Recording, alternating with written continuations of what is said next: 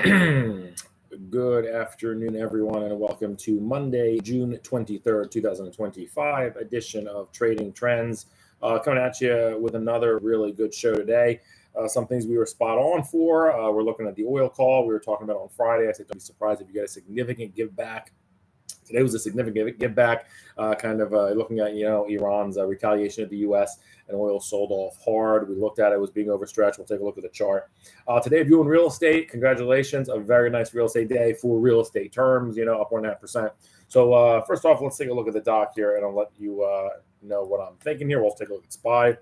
Of course, hope everyone had a good weekend. It is a nasty, ugly heat wave here until Wednesday night. Literally 105 degrees outside. In the Northeast here, like I'm in Phoenix. Anyway, so here we go. Real estate, cybersecurity, another great day, and aerospace and defense. Of course, United States attacked some sites of Iran Friday night, and the market reacted today when given the chance when it was open. So the aerospace and defense stocks will actually take a look at an interesting ETF. It's not the typical IAR. This is the U.S. specific one. I haven't really looked at this one in a while. So those all jumped, while oil, there's the number, collapses 8% today. A big move lower. Of course, there's news driven. We were talking about Friday. I said don't be surprised if you get a loss of nearly 10% over the next 2 weeks or so in oil. But I was expecting to give back, and it happened all in a day. So we'll take a look at that chart as well. All right, so first off, we shall go, as we always do, with the SPY intraday. Let's do it.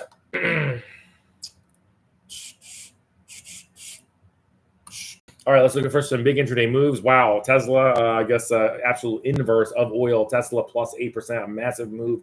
We said before that stock holds 300, 320. That looks more of a momentum buy. The SPMO, new all-time high today. The momentum is working. You got to pick your spots as always, but Tesla looking like a very decent looking stock here at 348.49 close here. The market overall SPY up 1%. The Q's barely behind, 9 bips below that, up 90 bips though. Microsoft up 2%. This is looking good now. Before, remember, this looked like a horrendous stock, Mag 7 loser, and now it is looking like one of the absolute leaders at 486.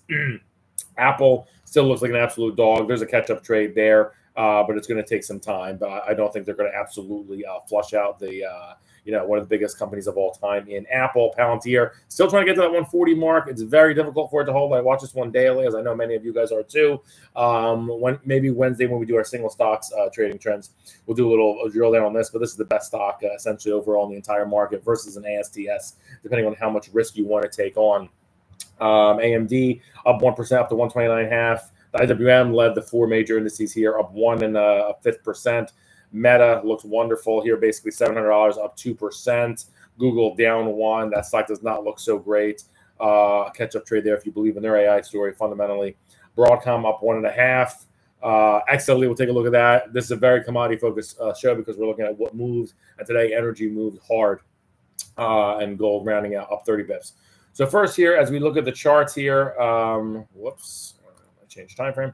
All right, so this was our open here, and we had a nice move up until 10 a.m. We went to about 598 in SPY, and a lot of people were saying, "Oh, wait till the futures open on Sunday night. Wait till we open. It's going to be ugly kind of thing on Monday." And nothing even happened really. We were up to start the day, and then we ended up getting a little bit red at 12:30, right around the New York lunch hour here. We ended up getting to about 592 in SPY. The all-important VWAP is 595.70. We catapulted that with a really good thrust here at 1 o'clock, and we tried to make a move and actually ended up holding this 200 bar moving average, each one signifying 30 minutes. So a short-term, indicator that I have going back a week, essentially.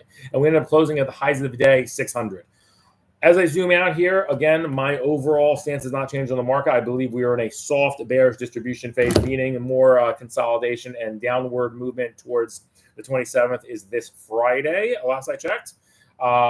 So what that means is essentially I have us being, through probabilities, of course, us resting essentially on moving averages before another thrust higher. And essentially I see us right around 594 by the end of the week. So that's about a $6 or 1% sell-off from here, essentially a give back of today's gains where I'm having the marker here.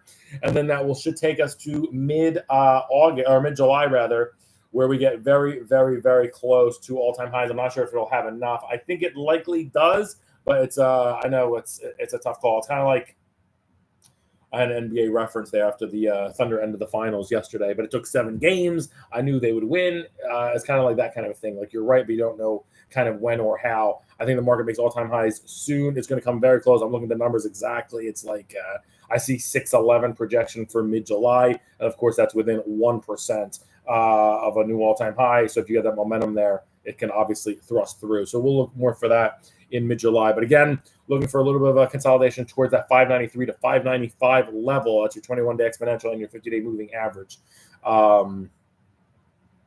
Yeah. I'm sorry, I apologize. I misspoke. Is your 21-day exponential moving average. Take back what I said about the 50-day. That is your support right back there at 583, just above the 200-day. Okay, so let us get into the doc here with what really moves. We're going to go to the big up moves first. Real estate, congratulations. We're going to go to the VNQ for this, up 1.5%. We highlighted on Friday they started buying the home builders. XHB was actually your only area that was up on Monday. And today, VNQ, all the real estates, the REITs, they were all up today. Rates were down a bit, but really this whole group marched upward. VNQ, not a great looking chart here. Honestly, through the calendar here, through the chart here, no reason to own this since March. Nothing but oversold. Haven't seen overbought behavior since the fall when it was coming off 52-week high in September. Call it par or $100, and now we're at 91. Heavy 200-day moving average. That's starting to move lower here at 91.83. We're trying to get that here. Kind of an interesting chart, to be honest with you. I think this interesting move today, up 1.5%. I think this wants to consolidate around $90 here and try to make a move towards $92. That's very, very hard. I'll bet against that, 999 times out of 1,000. And I think that's where this is going to happen too. So I think the next 2 weeks, real estate tries to carve a move upward. And I think it gets maybe to that 91.80 line, which would be another, just about 60 cents from here. Not a massive move considering what it did today. Maybe another 70 bips, 80 bips upwards in the next 2 to 3 weeks. And I think this might be too much, but could be an early sign for a turnaround. I don't think so, though. I'm not quite sure if that's ready. But real estate, a big move up today. You look at the next one, the next group that moved 2%, CIBR. Great looking chart here. We're coming off of the 52-week high right in that area, about $74. Again, as I said, up 1.9%. CIBR. Let me take a look at here. Great looking chart. I think this is an oversold buy here. It would have been a gift to get this at 72.10 right here with this, convergence of moving averages. It's been here, arguably every day since the last 2 weeks. And now you had a big plug higher, up 1.9%. Fully targeted upside for me short term over the next 2 to 3 weeks is about $75. So you got about another $1.50 or another 2% to the upside. And that would be new 52-week highs on this guy. I like it. It's a shame you got, a lot of the move gone today or have the move gone today essentially, but you could use that as a confirmation and to go forth and follow that breakout momentum. That looks good. And this was what I was talking about earlier in the show, the ITA, the U.S. Aerospace and Defense. The other one gets a lot of the publicity, XAR, and there's another one as well. It's escaping me right now. But ITA is the U.S. Aerospace and Defense. This was up 1.4%, a big move for this. This thing's been overbought since mid-May, 52-week highs on June 9th at 183. Basically came very close to that today at 183 again. Good-looking chart, of course. In terms of short-term forecast, this looks good here, like a money flow buy. Really nice flows in this since mid-May, as I said. Once this stock really became overbought over here and a break above 170, nice little breakaway. Full targeted to me, 185. So yeah, new highs, but from here about $2 of upside. It would have been, again, similar chart to the last one in terms of entry. Would have been lovely to get an entry here around a 177, where it's arguably been, like I said, every day for the past 12 days you had the shot. And of course now the train is a little bit left the station. So that looks good. Again, only $2 or so, in my opinion, upside the chart is telling me over the next 2 weeks. So those charts bullish accumulation. It's a matter of elephants versus ants, maybe in terms of gains. But I think nice 2 weeks rotation into the real estate, cybersecurity, and aerospace funds, and it looks like they probably started today. Now let's get to the big elephant in the room, oil, USO. We were talking about it Friday. We said the chart looks way overdone. I don't think it's going to get quite to this 52-week high. And what it did, it did hard. Bearish engulfing. It swallowed up 1, 2, 3, 4, 5. Almost, that was a week's worth of trading. Got swallowed up today's 8% loss. So absolutely astounding. And that's why we will take a look at nat gas. I see a comment here. Nat gas tried to break the 4s and fails again. F my life. I love that. I don't love that, but we'll take a look at the chart. Just like the FML reference. Nice. Hi, Chris. So USO first, like I said, this is overbought. I was just looking at this strictly from where the chart is telling me. To me, this started a bullish run on June 2nd. So I did my math work essentially from here. I kind of about right around the 17th, I said this was going to grow tired, and that was going to be around the $72-ish mark. Of course, not as simple as mathematical as this. I need more coffee today, but I expected a run ending on around the 17th, around $72. We get to the 17th, way overstretched. It gets to $83. Of course, market doesn't have to do what you tell it to do, but the moving average is all back here with a downward moving 200-day moving average, geopolitical headline or not. Usually it takes a lot of thrust to hold that, and I just didn't see it happening. So like I said, the politics can help it for a little bit, but I still see a nasty 2 weeks for oil. I see this heading to looks for a natural place for this to rest right around that 200-day. It doesn't sound super fancy or anything like that, but that's still $73 or $2.50 away from here. So I still see some downside. It might be not a straight line like this, but that's an ugly close, especially considering they sold it, or they closed it very near the lows, percent within its lows. So this was down 9 at the worst, and they got it back as well as down 8%. So again, longer term moving averages, it makes a lot of sense for me, in my opinion. Even if the elevated risk is now digested and heightened there, 73, 74, but still, I wouldn't chase it from here personally. But we'll see. I know Iran is targeting, and things are. This is a very news-driven headline type equity ETF here. But what I'm saying is, in terms of the chart, I got way overstretched. Fat person on a trampoline example. It can't stay in their sky forever. It's going to come crashing down at some point just due to the heavy gravity nature of these moving averages. And that's my thought for USO. Don't worry, we'll get a lot more energy here. These are all multiple standard deviation movers. XLE is not down 2.5% every day. This is a good resemblance of the oil chart. So again, this is XLE. This is the entire, the Exxon Mobil, Chevron, rig, etc. This peaked, XLE peaked last November. Literally, we were getting ready to sit down for turkey on Thanksgiving. It was $98, okay? 200-day moving average has looked like crap basically ever since mid-December, with your lows coming with the SPY U.S. lows in early April at $74. This is very interesting to me in terms of oil breaking up and breaking away and really hitting new 52-week highs and everything. This got to a 200-day moving average, was still sliding lower. A hard dive here today, trying to move towards its lower moving averages. I still think this absolutely makes a move towards $84 or so. This looks like a better overall short. Let me just double check something on a different time frame. This looks like a better trade to me. Yeah, 85. Yeah, maybe 85 even. So about another percent in this downside, potentially like 84.75. I still don't like oil, or XLE rather, over the next 2 weeks. I think this gives back after just a great rally. Nice fast 10% rally from 81 to 89 in a hurry in about 2 weeks. And this 200-day moving average, I still think is much too heavy for it. 88. Got to Kembe, couldn't close above it for over a week. Still too early, in my opinion. Could happen. Not saying it's not, but right here, that's a clean Dikembe for me. Congratulations to the Thunder. I think I said it on this show in February that they would win the title.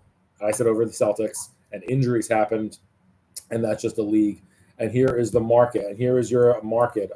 Chris, Nats Gas. I look at UNG. I don't look at the future, so I know you're looking at the 4s on the barrel contract, but we're going to continue with UNG. This is a nasty product in terms of the way they borrow and everything. I know it's not a great long, even when you were back in March, you're much better playing the nat gas futures. But anyway, we'll look at the UNG here. with a rising 200-day moving average. It's trying to cement something that's kind of a pull recovery here, especially in the last week from 1675 to 1812, and today a big fall down 4.5%, which is why we're talking about it. It's right at the 200-day moving average here. It's under it by about 8 cents, which is 0.5%.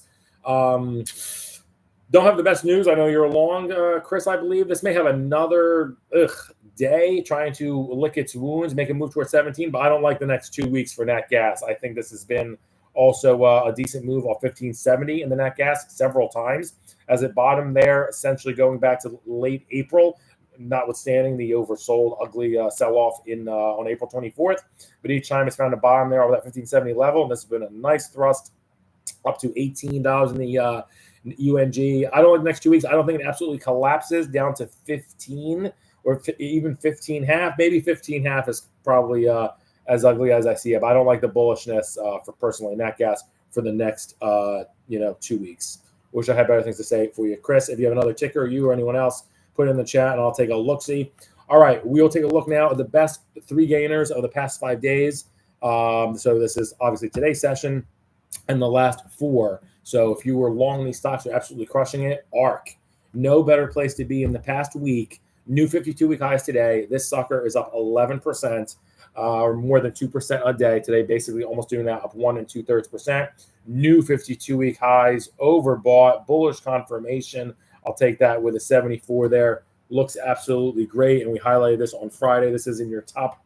I think it's either your top 2 or top 3 best performing trades of the entire past year from last June 23rd through today. I know a lot of people, platinum year to date leader 2025. Cool. That's 5 months and 3 weeks of data. We're going back 12 full months of data. That is much more durable, rigorous trend to me. Platinum and stuff like that. Leaders 2025. That's more for a narrative. And to me, to get into an earlier trend potentially, of course, but to me, 12-month look back is much more significant. So going back on ARK, personally, I just wouldn't chase it here. Love the ETF. I've been singing about it, essentially. For me, fully targeted is right around $65 to $66. I don't love it here. I think there's a little bit of a pullback in this, though. It's had absolutely amazing flows since April 1st. This has really they were very quick to buy this with the SPY lows. This didn't even put in a new 52-week low on ARK when SPY did. So pretty interesting. That came last July with the semiconductors peaking, ironically. So absolutely great looking chart here. But over the next 2 weeks, I don't like it. I think this heads down to about $61. And that is about, $7 give back. So that's 10% off from here. That would be your opportunity. I do think it happens. So a lot of people are in this trade. So one to be aware of. New 52 highs today. So probably a little more momentum short term. Over the next 2 weeks or so, I do think this has a 62 handle on it. We shall see. That's what the chart is telling me. Oil told me a similar story. Okay, next. You've got to go kind of deeper in the charts here. So the best gainer of the last week with significant movement is the ARK up 11%. I had to really squint to get the next leader with South Korea at up 4.5%. So this is how we find alpha. We go deep in the charts here and we find the winners within our parameters. South Korea coming off a 52-week high yesterday. Today up 1.3%. This has been the second best place to be in the market in the past week. Pretty good looking chart here. I just think it consolidates over the next 1 week, maybe 2 weeks or so. I think this wants to go down to about $65. So I think this was, a little bit of a move off. It hit $70 essentially on Friday. It's a very sharp move up. I love the thrust, but I don't think it holds. I think in a week or so, we're talking about this one, and it's $65, but still overall a great looking chart. South Korea, the second best place to be. Third is uranium, up 4%. We'll take a look at uranium. I know the miners moved quite a bit today. URA moved 2.1%. The 52-week high on this guy, June 16th last week at 39.30. Today, 37.60. This thing, get in line, has been standing room only essentially to buy since May 9th, and it's still bid. Very technical, beautiful reason to buy URA on May 9th. All the reason in the world at $26.95, which was we up that day, $27, and here we're talking a $38 land. What is my forecast for the next 2-ish or so weeks? It's a tough one. I'm I'm going to repeat almost what I just said. So this one, due to its nature of being overbought for a month and a half, I think should have more bullish upside, but my full target on it is right around $38. So a very small upside considering the run it's already had. Also, sell-offs to about $35 would not shock me due to this significant incline. This is just absolutely vertical, these moving averages ascending. So that's absolutely crazy for that to happen. You don't see that typically. So wouldn't shock me, but you start to need to see a breakdown. I'm not so sure it's happening. So probably a little more sideways action, probably hold 35 and then try and eke towards 38. Kind of a tough trade here with 37.60. You can sell strangles. I don't think it really breaks out of there. You can sell upside calls. You could sell, the 39 calls. See what it pays on URA and the liquidity. You could sell potentially the 34 puts. I don't think they're going to pay a ton, but we can check that out. Also, 25 delta call spread.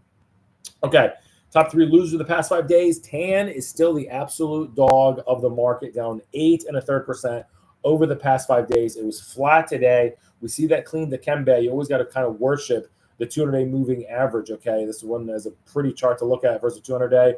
TAN is an ETF made of many individual solar companies, okay? So as good an asset as any, we can argue for technical analysis. Dikembe, nearly Dikembe, couldn't even muster it. Strong Dikembe here at the rim. Dikembe again, game 7 with just minutes to go. So now, what is going on in solar? I've always been bearish for a long time, this name, considering the chart. I think it has a bearish 1 to 2 weeks, and I think it wants to descend towards about $30. So not quite new 52-week low land. That was a very impressive thrust up in mid-May, going to overbought to that 200-day moving average, but much too powerful and heavy 200-day at 34.60 up there. So like I said, more downward movement for solar. Don't like it for the next 1 to 1.5 weeks, down to about $30 even. Second worst place to be, Mexico. I mean, I'd love to be there with a Corona right now, but in terms of the marketplace, these guys peaked 12 days ago, 62.40. Remember when U.S. wasn't getting much flows? A lot of folks, a lot of money had rotated into Mexico all the way to their highs on June 11th. And now we've seen quite a sell-off all the way to the 50-day moving average very quickly. It went from 62 all the way to 57. And this has been the second worst place to be in the past week after solar. Overall, I think this is a good spot to get in, honestly. It may take another day or two to base. Be careful. I wouldn't expect the moon out of this trade. But honestly, the chart does not look terrible. It might spend another day or two trying to base around 57.75, slightly more downside. But I like the doji on today's candle. I think this tries to make a move over the next 2 weeks to about 60. So that's the call on that. I'm not calling for new 52-week highs, but I do think it tries to make a move over the next 2 weeks to 60. So 58.60 call spreads pops out at me. Also potentially, I don't know how much it's going to pay, 57.5 puts, things like that. And then lastly, we already looked at this chart, so I'm not going to be a dead horse. Crazy, would not have thought it. But the third worst place to be, of course, we're counting in this candle today, is USO. Obviously, much of it due to today's move. But USO, the third worst place to be in the market on a 5-day look back. That's a sharp fall from overbought and then saying, sell off, I'll ask questions later. And now we're bought in terms of RSI levels back where we were right here with the 200-day moving average way over our heads. That's kind of the environment I'm seeing, but a little bit slower motion as we move towards 73, and then we'll try to grapple. I still think it gives way, though. I don't like the XLE chart, and there is correlation. I think this is going to be far too heavy. I think this heads towards 72 or $4 are essentially off from today, lower for the next 2 weeks. So still trades there for that. Put spreads pop out at me for that, but be careful with the vol. Okie dokie. Top 3 trades of the past 5 days. If you have these trades on, you're absolutely crushing the market. Long ARK. What else is new? That's been crushing it. Kathy Wood Summer. Shout out. Second, short TAN. That's same thing what I just said for ARK. Opposite short TAN. Thing's been a dog. That one continues to be. And then a little bit of a short term, just continuation. Long ARK. Continuation, short TAN, short that bear, and then short EWW. That's just a short term. I think it actually is setting up for a nice short term move higher. Okay, we will be back hopefully on Wednesday, and we'll look at probably single stocks, Palantir and ASCS Mobile and all other good stuff. We will talk to you all later. Peace.